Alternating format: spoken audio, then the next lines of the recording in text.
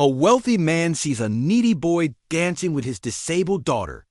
What happened shocked everyone, and when he learned the boy's identity, he wept. Before we start the tale, leave a comment below and share where you're watching from. Enjoy! The story. Rain pounded the windows of the sleek black SUV as Michael Thompson drove into the lot of Holy Grace Children's Hospital. At 42, he built a fortune worth $200 million. But none of that mattered when his 6-year-old daughter Lily faced her tough days. Doctors said the spine injury from the crash would never mend. Lily would never walk again. Yet Michael rejected that verdict. Today's visit was with another expert, a faint hope he eagerly pursued. "Daddy, look!" Lily's voice echoed from her wheelchair, pointing to the hospital's tiny garden seen through glass doors.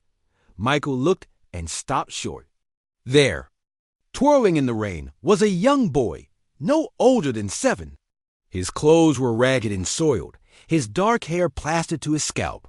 But what gripped Michael's heart wasn't the boy's clear hardship. It was his actions. The child performed the complex dance, spinning and jumping with pure delight, unaware of the chilly rain drenching him. His motions were smooth, almost expert, like he'd trained with top instructors.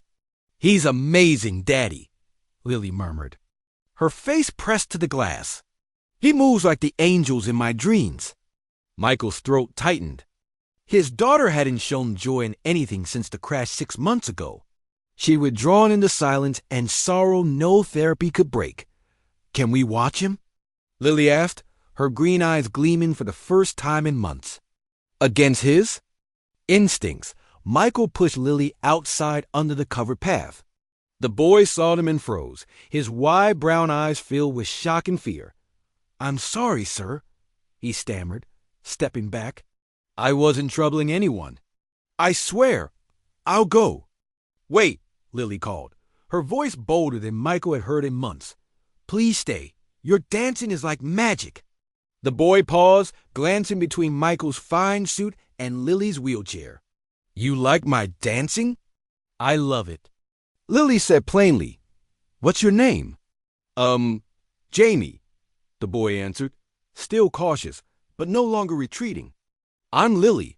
This is my daddy, Michael. Do you live nearby, Jamie?" The question hung heavily.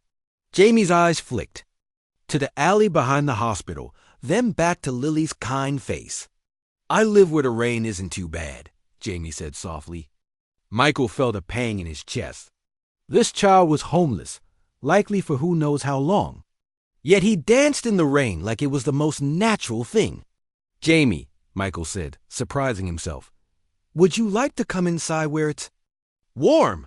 The boy's eyes widened in panic. "I can't, sir. They'll call the cops, and they'll take me to the bad place." "What bad place?" Michael asked gently.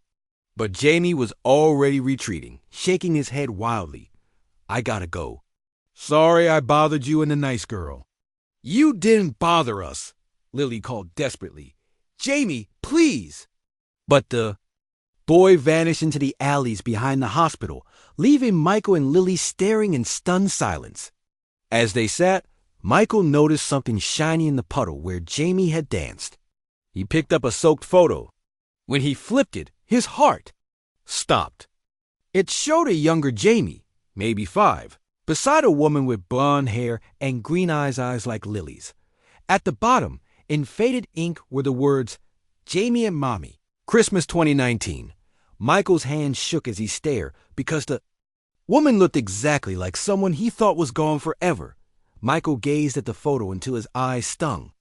The woman's face was undeniable Claire Evans, his first love whose funeral he'd attended 8 years ago.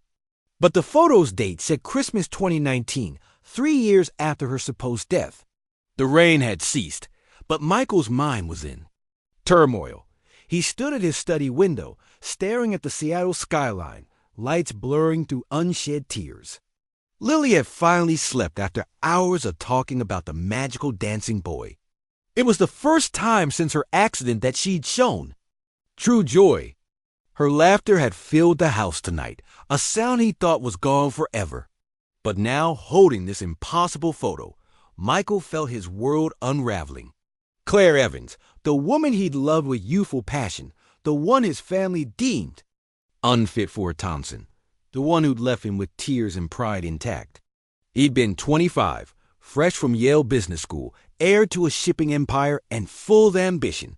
Claire was 23, a ballerina working 3 jobs to afford her small Boston apartment. They'd met at a cafe where she read poetry on weekends for extra cash.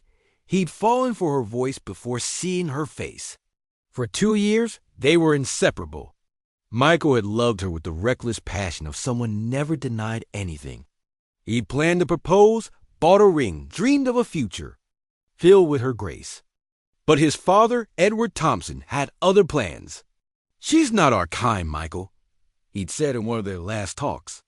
"Think of boardrooms, charity events, society pages. Think of what she'd do to our name." The pressure was unending business. Allies questioning his choices, social events where Claire felt like an outsider, his mother's subtle cruelty cutting deeper than open hostility. Finally, Claire made the choice for them. "I can't watch you choose between me and your destiny," she'd said that rainy October morning. "We both know what you'll pick in the end. I'm saving us both the pain." She left, and Michael let her go, convincing himself it was right. Within 6 months, he buried himself in work, building his empire, telling himself he'd made the mature choice. 5 years later, her parents called with news, a car crash on a rainy night. She'd been alone, they said, with no other family. Michael attended the funeral from afar, standing under an umbrella, watching as they lowered the woman he still loved into the ground. He tossed dirt on her coffin and vowed never to love so wildly again. He kept that vow for 8 years. Now he grabbed his phone and called Detective Sam Carter, an old college friend who'd helped with corporate security. "Sam, I need a discreet investigation. A woman named Claire Evans supposedly died in a crash 8 years ago in Boston. I need to know if she's really gone. Mike, it's late. What's this about? Please, just do it." And there's a homeless boy, about 7, named Jamie, living near Holy Grace Hospital. I need everything about him. No official channels, no records. After hanging up, Michael opened his safe and pulled out a box untouched for years. Inside were Claire's letters from their relationship, photos of happier times, and the ring he'd never given her. As he held her letters, one phrase echoed, "I'll always love you, Michael, no matter what happens." What if she tried to reach him after leaving? What if she needed help and he missed it? What if this boy dancing in the rain was tied to her? His hand shook as he searched old emails and phone records for clues. By dawn, he'd found nothing solid. But the photo remained, proof that his past was a lie. If Claire was alive in 2019, where was she now? And why was a boy who reminded him so much of her dancing alone in the rain? The next morning, Michael arrived at Carter's Market with warm breakfast sandwiches and hot cocoa. Jamie was already up, folding his cardboard shelter with practiced care, every move precise and purposeful, like someone who knew survival meant being ready to flee. "Jamie," Michael called softly, approaching with open hands. The boy turned instantly alert, muscles tense for escape. Seeing Michael, confusion crossed his face. "Mr. Michael, is Lily okay? Did something happen?" The genuine worry in Jamie's voice surprised Michael. This boy, with nothing, cared about someone else's safety. "She's fine." She asked Emmy to invite you for breakfast. "She's been talking about you since she woke up." Jamie's eyes narrowed with hard-earned distrust. "Rich folks don't eat with street kids. What do you really want?" Michael knelt to Jamie's level. "Lily hasn't smiled like she did yesterday since her accident 6 months ago. You gave her something I thought was gone." "I want to know how. I just danced," Jamie said defensively. "I wasn't doing anything wrong." "I know. Lily sees something special in you, and so do I. Would you come to our house for breakfast? No tricks." For the next half hour, Michael watched Jamie wrestle with the decision. The boy was clearly starving his thin frame and sunken cheeks. Showed it, but he was terrified of trusting adults. Michael saw the struggle in Jamie's expressive face, need battling caution. "If I come," Jamie said finally, his voice small but firm, "and you call those government folks, I'll run. I'm fast, and I know places they'll never find me." "No government folks," Michael vowed. "Just breakfast with Lily." The drive to Michael's mansion in Redmond was tense, with Jamie pressed against the car door, eyes darting between the handle and Michael's hands on the wheel. As they pulled through the gated driveway, Jamie's breath caught. "You live here?" he whispered, staring at the sprawling modern mansion with its neat gardens and fountain. "It's just a house," Michael said softly. "The people inside make it special." Lily waited on the porch in her wheelchair, buzzing with excitement. When Jamie stepped out, her face glowed like a holiday morning. "Jamie, you came!" "I made Daddy buy all your favorite breakfast foods, but I didn't know what they were, so I made him buy everything." Jamie's guarded stance softened instantly. For the first time, he truly smiled a bright, radiant grin that changed his whole face. Over breakfast in the sunny dining room, Michael listened as the kids talked. Lily shared about her accident, therapy sessions, and dreams of dancing again. "Someday." She spoke with a child's blunt acceptance of hardship, but also a hope Michael hadn't heard in months. Jamie told stories of street life, which stores had clean bathrooms, which cafes tossed out good food, how to stay warm in the rain. He spoke like a survival expert, which Michael realized with growing dread he was. "Where's your family, Jamie?" Lily asked with a child's directness. Jamie's face closed off, warmth fading. "Gone. It's just me now." "What about your mom and dad?" "Mom got sick in her head," Jamie said quietly, staring at his plate.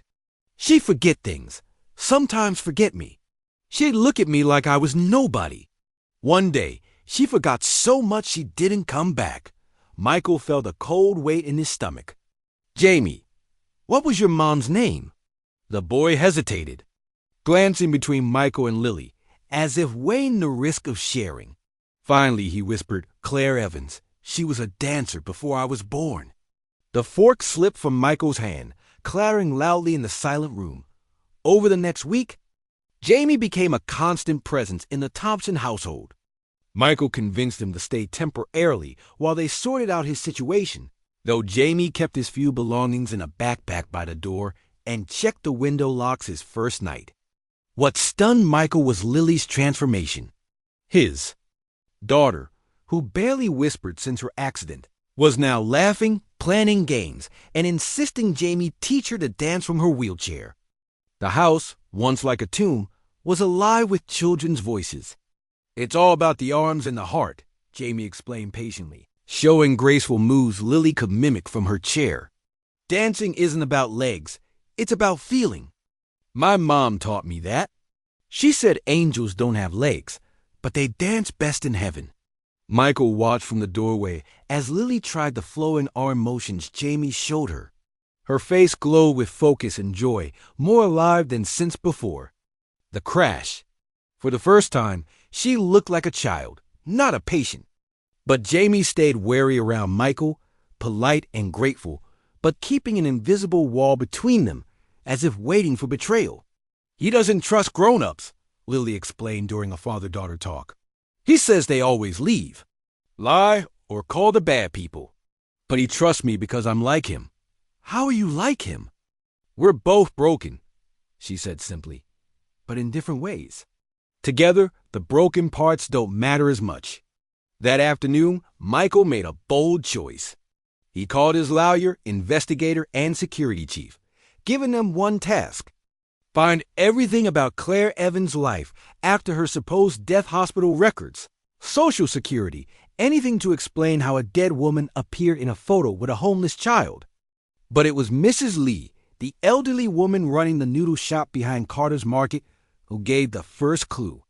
"That boy, he's a good kid," she told Michael that evening, her hands deftly folding dumplings. "Very polite, very thankful.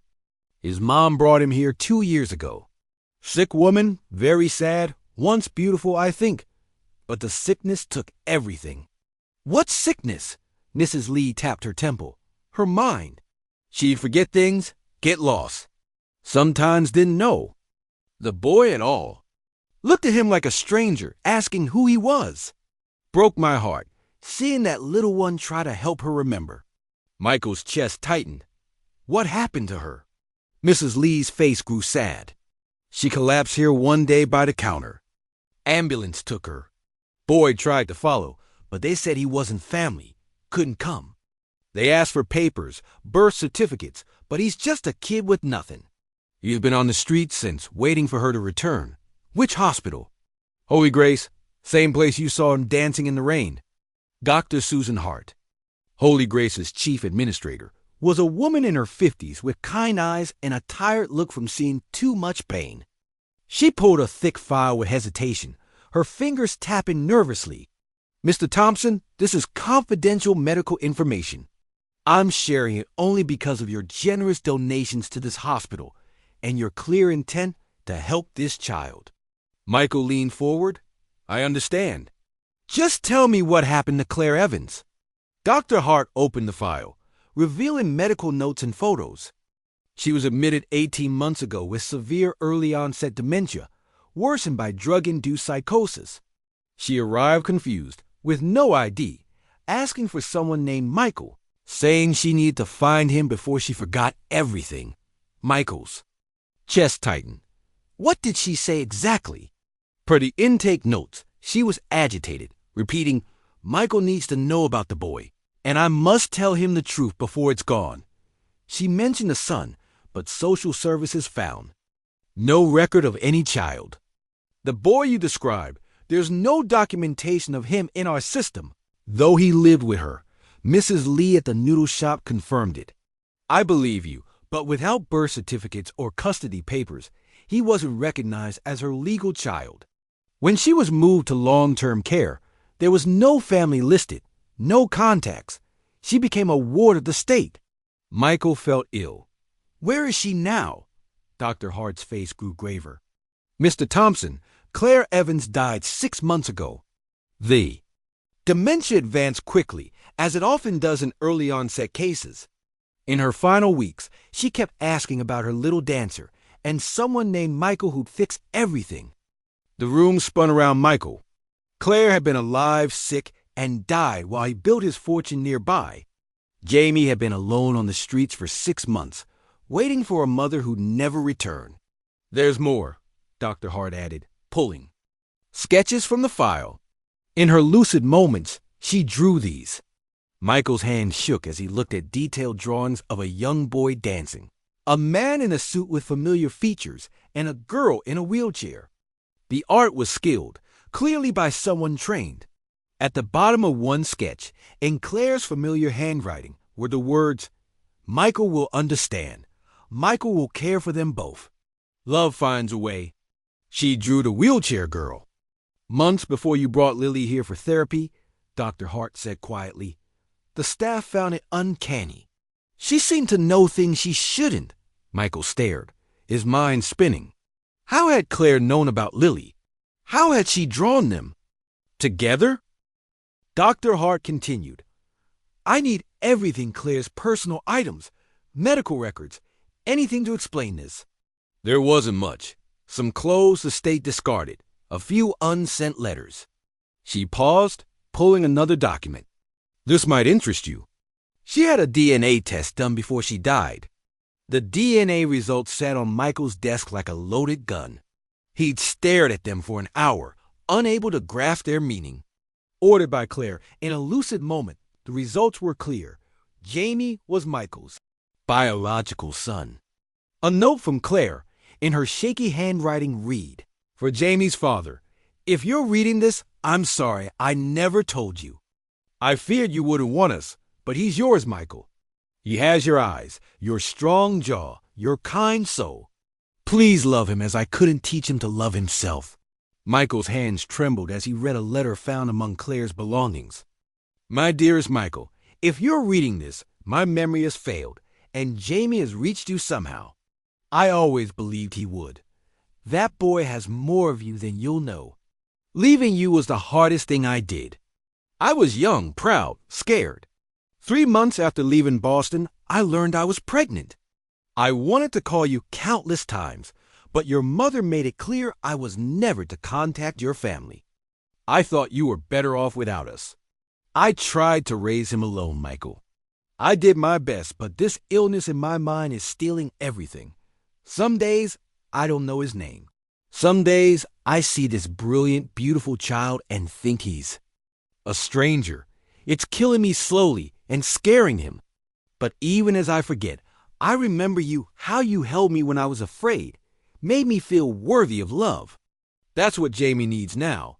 Someone to show him he's worthy. He's been caring for me for 2 years, Michael. 2 years. He's 7 and has been the parent while I've been the child. He deserves more than I can give. I know this is unfair, revealing this after years, but he's yours, and he needs you. I believe you'll do right by him. One more thing. That little girl in my dreams, the one I keep sketching. I see her sometimes, between sleep and waking. She's tied to Jamie, to you. She needs him as he needs her.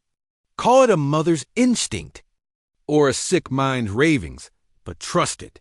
Care for our son, Michael. Help him know he's worthy of love. Tell him his mama loved him, even when she forgot his name. All my love, always, Claire. Michael wiped tears as he finished reading Doc. It all made sense now. Jamie's distrust of adults, his protectiveness toward Lily, his need to dance despite having no safe place. The boy had carried impossible burdens too long. When Michael returned home, he found Lily and Jamie in the living room. Lily was in her wheelchair, and Jamie was teaching her a complex routine with arm movements and chair spins. They laughed, lost in shared joy. "Daddy," Lily called, seeing him. "Look what Jamie taught me. It's called the Starlight. Dance," Jamie said, "because even if you can't run, you can still shine." Jamie looked up, and for the first time, Michael saw past the boy's defenses, Claire's eyes, his own jaw, something familiar in his gaze. "Jamie, Lily," Michael said, voice heavy with emotion, "I need to tell you something important." Jamie tensed, wariness returning. "Are you making me leave?" "No, son, I'll never make you leave." The word son hung in the air. Jamie's eyes widened with realization. "Jamie," Michael continued, kneeling to his level, Mommy and I loved each other long ago, before you were born, before we knew how much we needed you. She wrote me a letter before she died, saying you're my son, my real biological son." Jamie stared, processing. "You're my real daddy?" "Yes, and I'm sorry it took so long to find each other." Lily cheered loudly. "I knew it. I said we were meant to be together." But Jamie stayed still, studying Michael with heartbreaking wisdom. "If you're my daddy, why didn't you look for me when Mommy got sick?" The question cut deep. "Because I didn't know you existed." "Son, your mommy thought she was protecting us. But you want me now, even though I'm just a street kid with nothing." Michael hugged Jamie, feeling his fragile frame beneath a tough facade. "You're not just anything. You're my son, Lily's brother, and the most important part of this family." Jamie buried his face in Michael's shoulder, crying for the first time in 2 years, not from fear, but from relief, from hope, from being home. 3 weeks after the DNA revelation, life at the Thompson mansion had a new rhythm. Jamie was learning to trust this wasn't temporary, that he wouldn't wake up back on the streets. Lily was stronger, happier, and had convinced Michael to build a dance studio in an unused room where she and Jamie practiced together, but their peace was about to break. Michael was in his office reviewing adoption papers when Maria, the housekeeper, buzzed him. "Mr. Thompson, people are here about Jamie." Through his window, Michael saw a black car in the driveway. 2 suited officials stood on the porch, and his heart sank when he recognized Ellen Harper from Child Protective Services. "Keep the kids upstairs," Michael told Maria. "Don't let them see this." But as he approached the door, Lily's voice called from the landing. "Daddy, who are those people?" "Jamie's hiding in the closet." He says they take kids away. Ellen Harper, a stern woman in her 50s with gray hair and a weary look, stood with a younger man holding a clipboard, Paul Reed from the state attorney's office. Mr. Thompson, Ellen began, we've had reports you're sheltering an undocumented minor without legal custody. We need to see the boy. Jamie is my son, Michael said firmly. I have DNA proof of paternity. That means nothing legally without proper custody, Paul interjected. The child lived unsupervised on the streets for months. There are protocols, welfare assessments, home studies, background checks. This is his home, Michael said, voice rising. I'm his biological father. Biology isn't legal custody, Ellen replied coldly. Until the courts confirm it's in the child's best interest, he must be placed in protective custody. From upstairs, Lily's voice rang out, desperate. Jamie, don't hide. Daddy won't let them take you. But Jamie's reply was faint. They will. They always do. Michael's heart broke at the fear in his son's voice. Give me 1 week. I'll meet every legal requirement, but don't take him from his family. Ellen's expression softened slightly. Seeing the loving home. I understand, but there are rules. The boy has trauma, Paul added, checking his clipboard. Street kids often do. He needs professional evaluation, a group home. He has a sister who loves him. Stability, private therapy scheduled. Michael shot back. Ellen looked conflicted. I'll consider a temporary arrangement, but we'd need supervised visits, regular check-ins, and formal adoption papers filed within 48 hours. Done, Michael said instantly, and the child must consent to staying. If he wants to leave, we remove him immediately. From upstairs, Lily called, Jamie, come out. They won't take you. I won't let them. Slowly, Jamie's small voice answered, Promise? I promise. We're family, and families stay together. Jamie appeared at the stairs, gripping the banister, eyes wide with fear, but trying to be brave for Lily. Are you Jamie? Ellen asked gently, her tone softening. Jamie nodded, voiceless. Do you want to stay with Mr. Thompson and Lily? Yes, ma'am, Jamie whispered. Please don't make me leave. I'll be good. Ellen exchanged a look with Paul. 48 hours, Mr. Thompson. We need documentation, references, medical records, a full home study. If it checks out, we can discuss a longer-term plan. As they left, Michael found Jamie and Lily huddled on the stairs, pale and shaken. It's okay, he assured them, hugging both. I'll make sure you're never afraid of losing this family again. But he knew the real fight was just starting.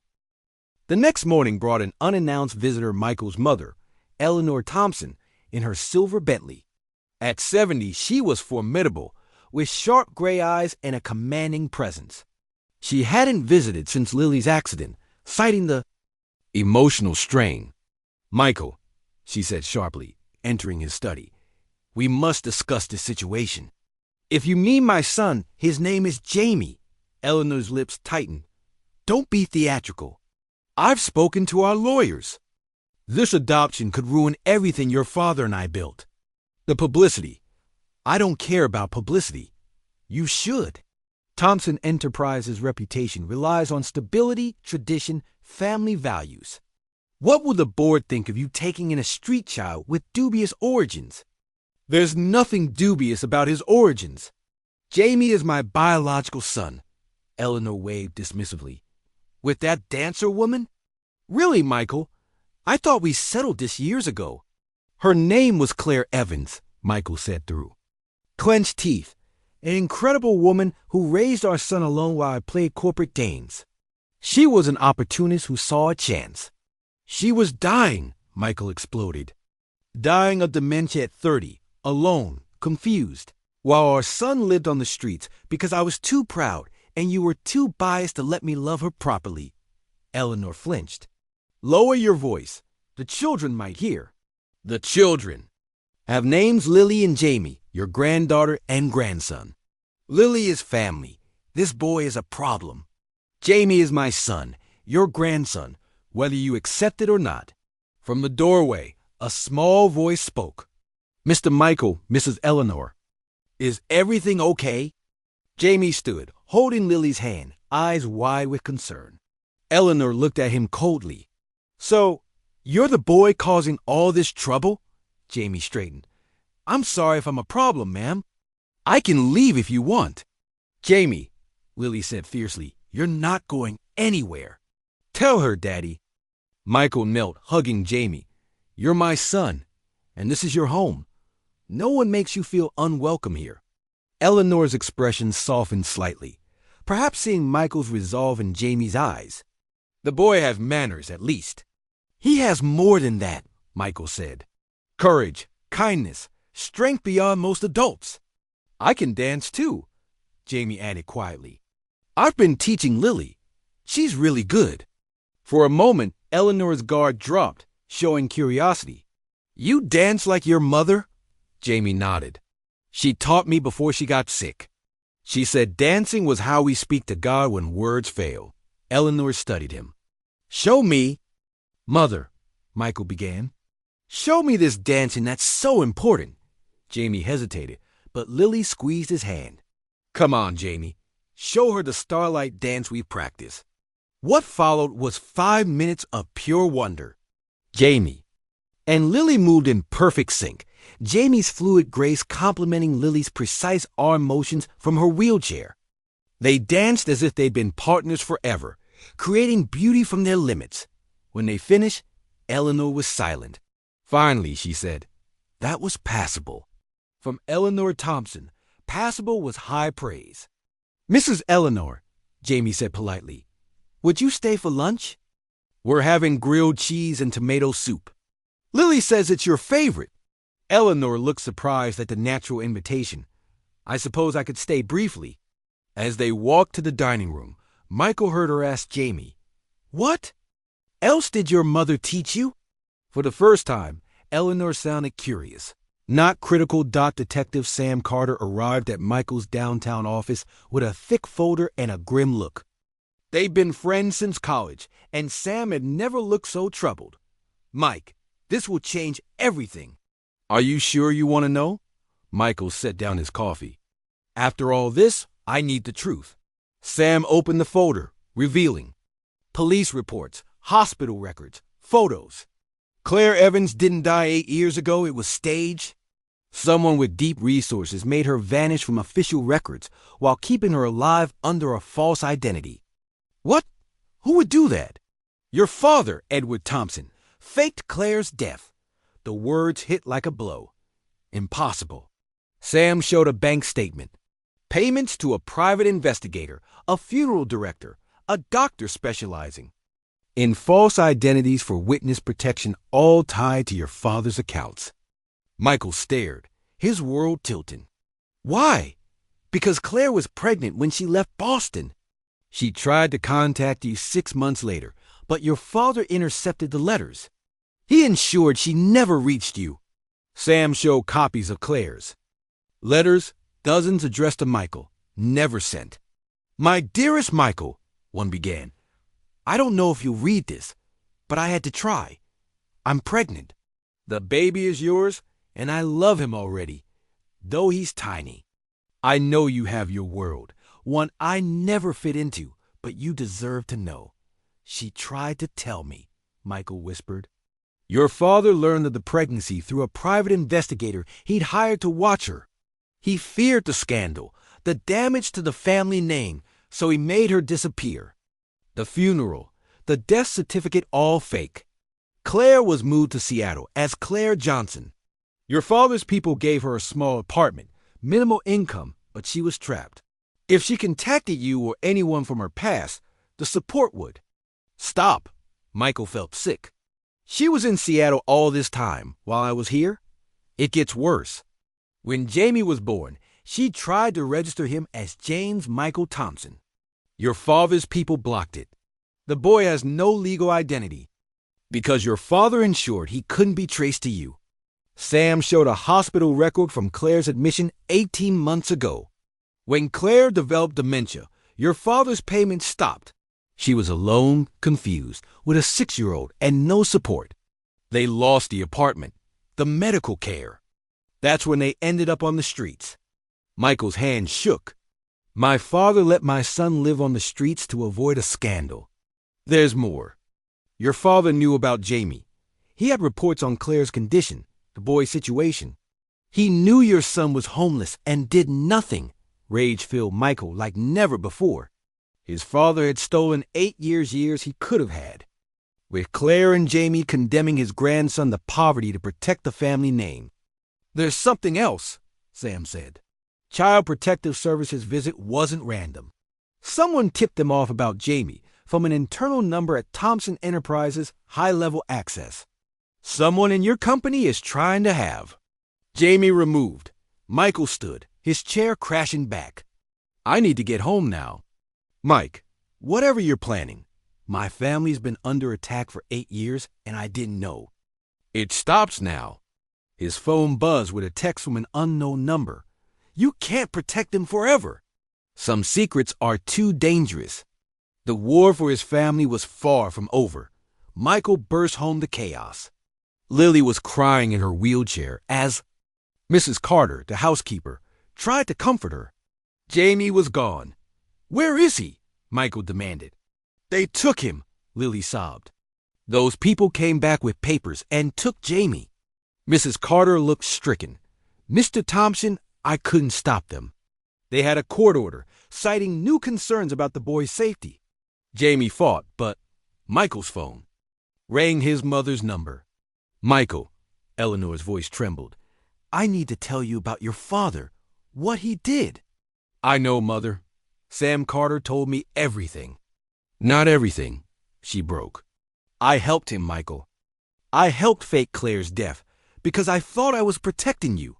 The admission hit like a hammer. You knew I had a son and let him live on the streets? I didn't know about the child at first. Edward said Claire was trying to trap you with pregnancy claims. When I learned the boy was real, your son, it was too late. Edward said the truth would destroy everything. So you let my son be homeless rather than admit your mistake. I was wrong, Eleanor whispered. Terribly wrong. But there's more. Ellen Harper from Child Services. She's not alone. Someone's feeding her information, manipulating the system to remove Jamie. Who? Your cousin, Nathan. He's been after control of Thompson Enterprises since your father died. A custody battle, a scandal about your illegitimate son could push the board to replace you as CEO. Michael's blood ran cold. Nathan Thompson had always envied Michael's position, but using Jamie as a weapon was pure evil. Where's Jamie? Riverside Group home across town. But you can't just storm in. They have legal custody. If you act rashly, you'll lose any chance of getting him back. Then what do I do? Eleanor's voice grew firm. We fight. We expose what your father did, what we did. We reveal Nathan's schemes, and we bring our grandson home. Michael hung up and faced Lily, tears streaming down her face. Daddy, get Jamie back. He was so scared. He said he knew this would happen, that good things don't last for street kids. I'll bring him home, baby, I promise. But Michael knew the odds were against them. Jamie was in the system, designed to protect kids from families like the Thompsons. His phone buzzed with another text from the unknown number.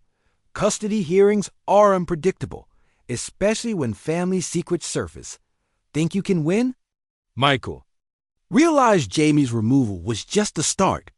Someone was set to destroy his life, using his innocent son as the tool. Michael's law office was now a war room, papers covering every surface. 3 top family law attorneys at the conference table.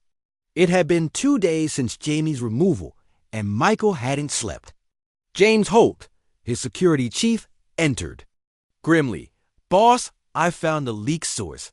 You won't like it. Tell me, Maria, your personal secretary. She's been feeding Nathan information for months, phone logs, schedules, overheard talks. She's how he knew about Jamie. The DNA test, everything. The betrayal cut deep. Maria had been with him 5 years, by Lily's bedside after the accident, helping through his darkest times. Why? Nathan promised her a promotion, a $50,000 bonus for evidence of your instability. He recorded talks, photographed documents, even took pictures of Jamie in the house. Attorney Lisa Cohen looked up. This is good news, Michael. If we prove Nathan orchestrated Jamie's removal through fraud, we can get an emergency hearing to reverse the custody order. What do we need? Proof of Nathan's manipulation, evidence the CPS reports were false, and witnesses to your fitness as a parent. Michael's phone rang Dr. Susan Hart from Holy Grace. Mr. Thompson, something odd's happening. A man claiming to be a family law investigator asked for Claire Evans' medical records. He had authorization papers, but something felt wrong. I wanted to check with you.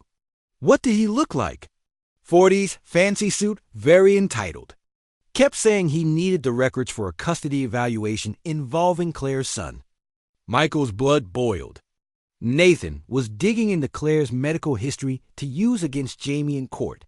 Dr. Hart released nothing except to my authorized attorneys. Thank you for calling.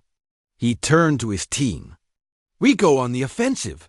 Nathan thinks he can manipulate the system to destroy my family. He's wrong. Attorney David Kim looked up. I've researched Nathan's background. He's got gambling debts, failed investments, a nasty divorce where his ex-wife alleged emotional abuse. If he's after Thompson Enterprises, it's likely desperation. What about Lily? Lisa asked. How's she handling Jamie's? Removal? Michael's heart ached. She's crushed. Barely eats, stays in her room, keeps asking when Jamie's coming home, and I don't know what to say. James spoke. Boss, I've been monitoring the group home. Jamie's not doing. Well, not eating, not talking to counselors, just sitting by the window, watching for your car. The image of Jamie waiting, still believing Michael will come, nearly broke him. How long until a hearing? Emergency hearings tomorrow morning, Lisa replied. But prepare yourself, Michael. They'll attack your character, your parenting, even your bond with Lily. It'll get ugly. Let them try. I've lost 8 years with my son because of my family's lies. I won't lose another day. His phone buzzed with a message from the unknown number, not a threat this time, but a photo of Jamie alone in a stark group home room, staring out the window with tears. Below a line, 48 hours until the real battle begins. Ready to lose everything? Michael looked at his team, the evidence they gathered. Tomorrow decides if I get Jamie back and if our family survives. We'll win, he said firmly. Whatever it takes, we're bringing my son home. But staring at Jamie's tearful face in the photo, Michael knew winning in court might not be enough. Jamie had been abandoned too often. Even if Michael got him back, healing his wounds might take a lifetime. The custody hearing was just the start. The real fight would be convincing a traumatized 7-year-old that family meant forever. The King County Family Court was crowded as Judge Margaret Ellis called the emergency custody hearing. Michael sat with his legal team, while Nathan Thompson sat in the gallery, his smug look barely hidden.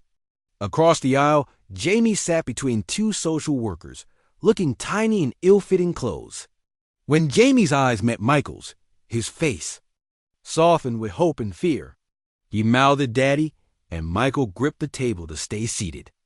Your Honor, Nathan's attorney began, Mr. Michael Thompson is unfit to care for this child. His 8-year absence from the boy's life shows a pattern of neglect. Recent investigations also suggest financial irregularities at Thompson Enterprises. Objection, Lisa Cohen stood. Your Honor, we have evidence Nathan Thompson orchestrated this custody challenge through fraud for personal gain. Judge Ellis raised an eyebrow. Explain. Lisa activated the courtroom display. We have recordings of Nathan Thompson and the plaintiff's former secretary, Maria Carter, discussing using the child to destabilize Michael Thompson's control of the family company. The recording played, Nathan's voice clear. Keep sending me info about the kid. If we make Michael look unstable, unfit as a parent. The board will remove him as CEO. A custody fight is ideal. It questions his judgment. The courtroom buzzed. Jamie looked confused, but his social worker whispered explanations, his eyes widening with understanding.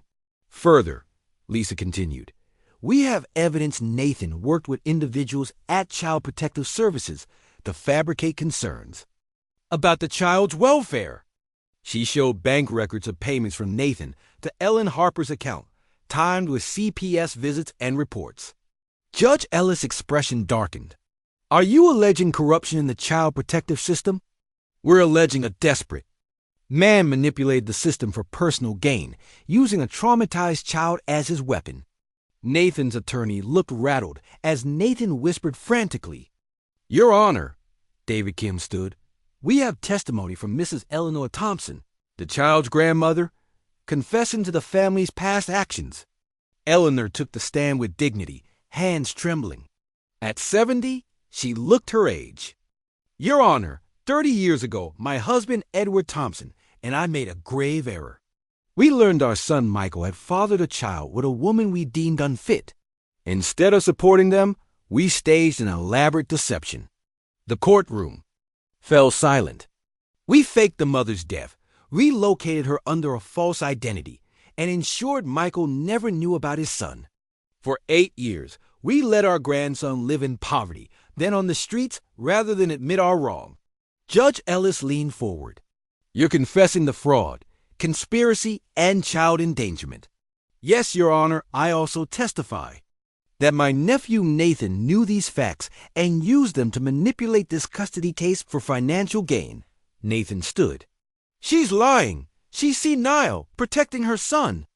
Mr. Thompson, Judge Ellis snapped, sit down or I'll hold you in contempt. The final blow came when James Holt presented evidence of Nathan's gambling debts, failed ventures, and desperate finances. The man posing as a concerned relative was exposed as a desperate opportunist, willing to harm a child for money. Judge Ellis reviewed the evidence for what felt like hours while Jamie sat rigid, glancing at Michael with hopeful eyes. Finally, she spoke. In 30 years, I've rarely seen such clear manipulation and child exploitation. The custody order removing James Thompson from his father's care is reversed immediately. Jamie's head snapped up, eyes wide with disbelief. Further, Judge Ellis continued, I'm ordering an investigation into all parties involved. In this fraudulent challenge, Mr. Nathan Thompson remained in this courtroom for the district attorney's questions. As the gavel fell, Jamie broke free from his social workers and ran into Michael's arms. Father and son embraced tightly, sobbing with relief. Daddy, you came for me, Jamie whispered. I knew you would. I'll always come for you, Michael promised. You're my son, and nothing will separate us again. That evening, back home, Michael found Jamie and Lily in the new dance studio. Lily was in her wheelchair, and Jamie was teaching her a routine blending their abilities. They moved in perfect sync, creating beauty from their challenges. We've been practicing all week, Lily announced proudly. Jamie made it himself. It's called coming home. As Michael watched his daughter, who couldn't walk, and the son he'd nearly lost, he understood what Claire had written. In her last letter, love finds a way. Despite his father's cruelty, years of separation, and a corrupted system, they found each other. Jamie stepped away from the routine and took Michael's hand with simple trust. Daddy, do you think Mommy can see us now? Michael knelt, looking into eyes with Claire's warmth and his own resolve. I think she's been watching all along, son. She's why we found each other. And she's happy, Lily added, rolling closer to complete their family circle. In the dance studio, surrounded by mirrors reflecting their love, Michael grasped the true meaning of wealth. It wasn't his fortune or company. It was this: a son who danced with angels, a daughter whose light never dimmed, and a second chance to be their father. Outside, Seattle's skyline glowed, but inside the Thompson home, 3 hearts beat in rhythm, a family broken by pride and fear, healed by love and resolved to never let go. Jamie took Michael's and Lily's hands, and they moved in a simple dance of gratitude. 3 souls finally home.